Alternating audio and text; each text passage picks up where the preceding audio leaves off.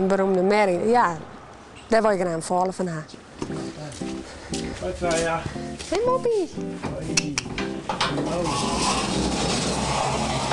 Hoi, hoi.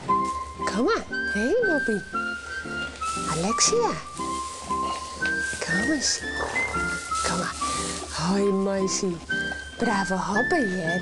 Ja, dat is braaf. Hoi. Kom maar. Hoi. Hoi. Ja, was Tomke zoeje. Hey. Dan wordt het half 4, toen hier geweest. En toen weet je nog niks. En toen half 4 nog iemand werken hebben, dus zei dan, toen wordt het erna. Nou, toen dacht ik van, hier was het. Toen ging ik 4 naar de camera daar en ja, toen zei ik, ga lezen dus. En toen denk ik erop, aukje, dat je had een val. Dus vandaar, no?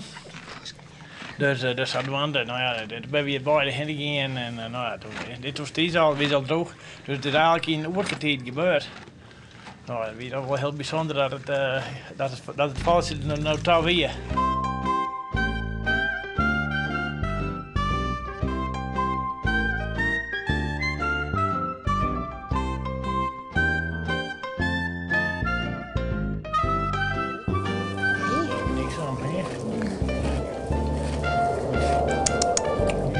Ze wil die wel afslikken. Doe maar. Doe maar. Doe maar, Alexia. Maar met mij. Ze is hartstikke gezond, nieuwsgierig, eigenwijs. Dus alles wat een val eigenlijk wezen had. Ja, zo'n schattig kopje. Ja. En dat het er zo gezond en wel bijstaat. En eigenlijk zo'n mooie vallen. Mooi tekent, lidskaltje op een voorhol en voor de rest reebruin met zwarte maan en zo. Dat is gewoon geweldig.